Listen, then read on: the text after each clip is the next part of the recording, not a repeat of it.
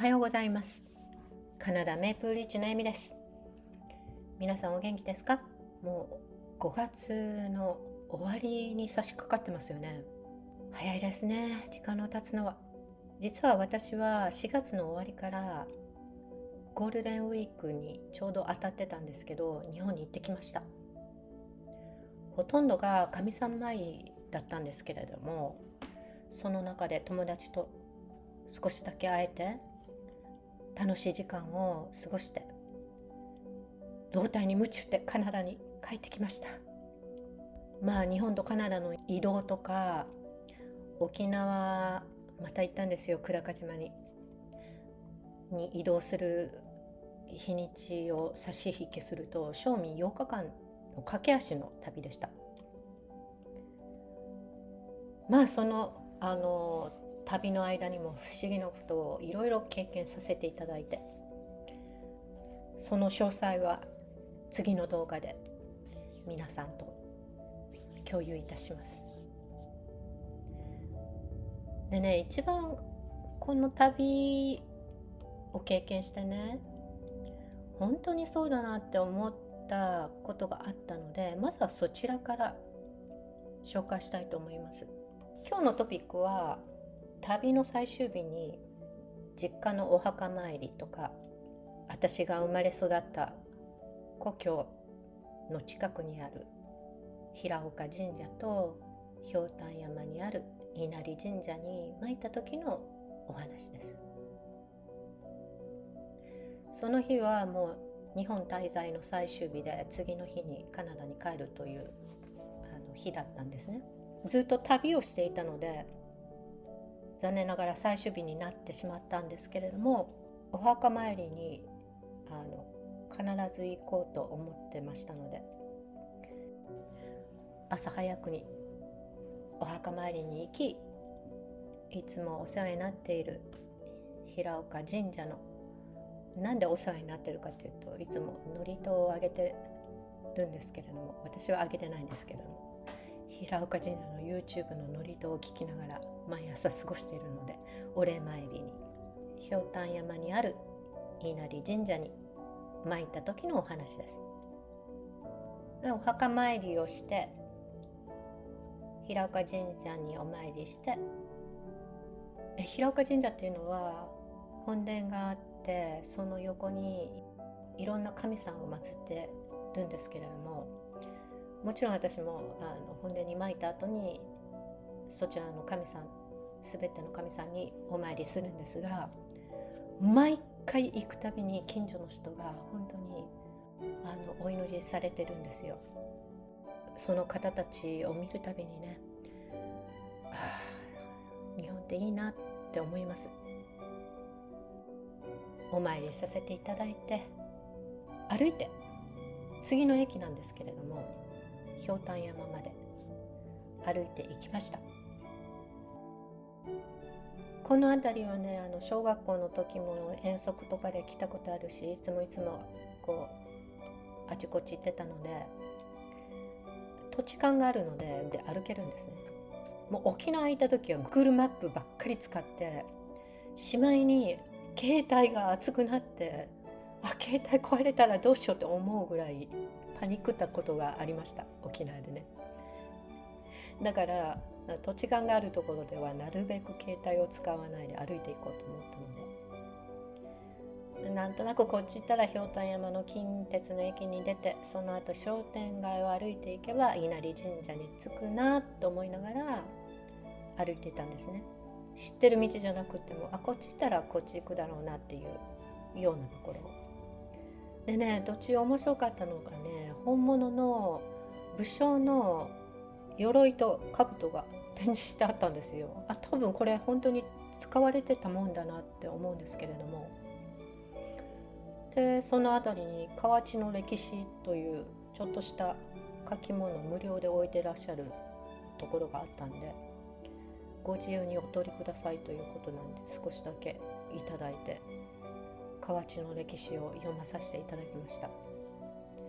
昔だったらね、こういうものを見ても何とも思わなかったんですけれども、もう今はね、年のせいか歴史が知りたいと。どんな風にいろんな人が人生を送ってきたのか、もう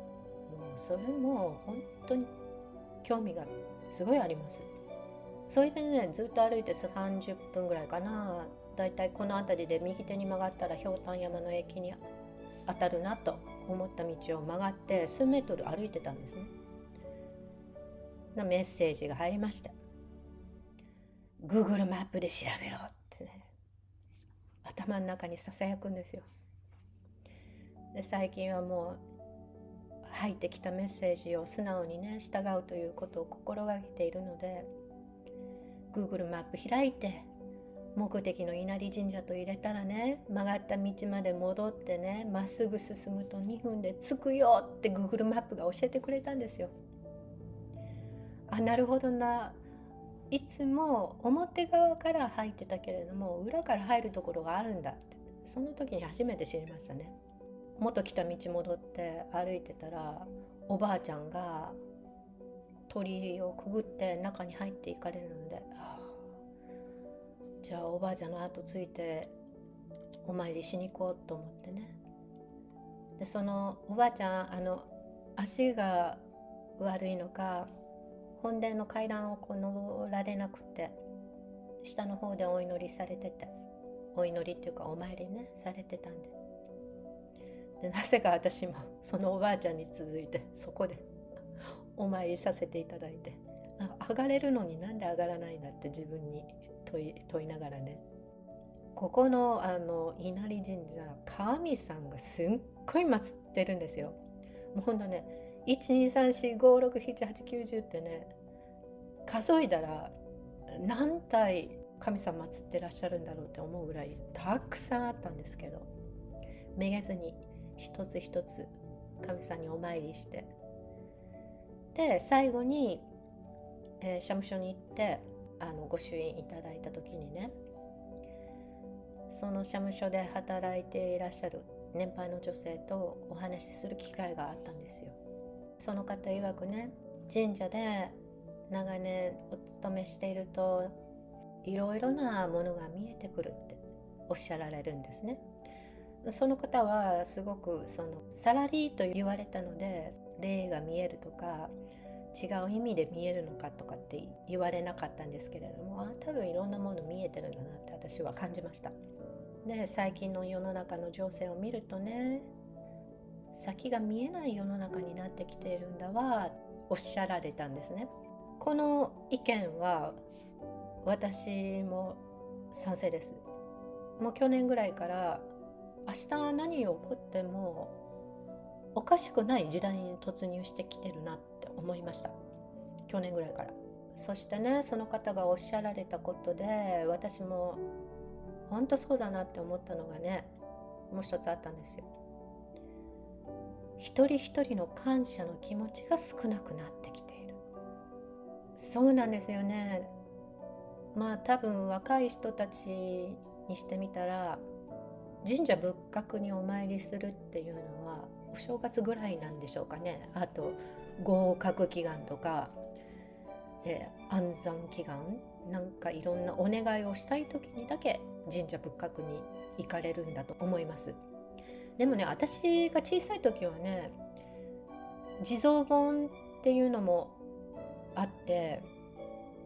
お寺に行く機会もたくさんあったし、幼稚園の時には仏教関係の保育所に預けられていたので、仏さんの話とかそういう話も聞いたりね、身近にあったんですよ。で、私が思うにはね、この恵まれた世代に生まれて育ってる人っていうのは、例えばね、空気が吸えること、火を使えること、水が使えること、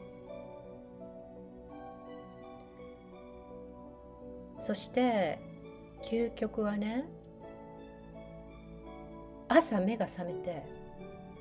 体が問題なく動くっていうことは当たり前だと思ってるんですよ。でもね、実際はね、当たり前じゃないんですよ。まあ私年が年なんで、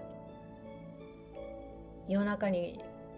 50型の痛みで目が覚めてね、すっごい痛みでのた打ち回っていたっていう経験とかね、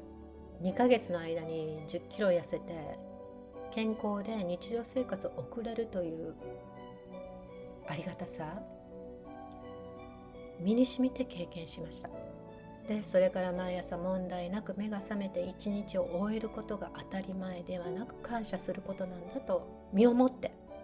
学びました。年齢に関係なく、毎日問題なく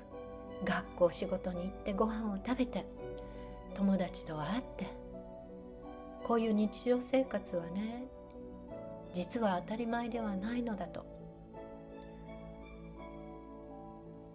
気づけない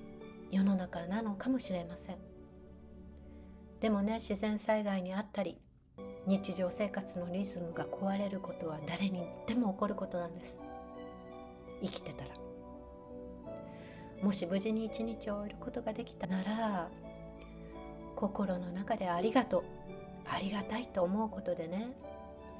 自分の人生がうまく回っていきます。たとえ普段の日常生活に支障が出ることがあっても乗り越えていきます。感謝の気持ち、あなたは毎日持っていますか？その感謝の気持ちを誰に向けてっていうのでなくてもいいと思うんですね。私ありがとうっていうだけでいいと思うんです。もちろんいろんな宗教をに従事ていらっしゃる方はそちらの宗教をお祈りすればいいことだし、普通にご先祖様、ね、おじいちゃんおばあちゃん、もう誰でもいいんだと私は思います。感謝の気持ち、あなたは持ってますか？今日はこれまで。またね。バイバイ。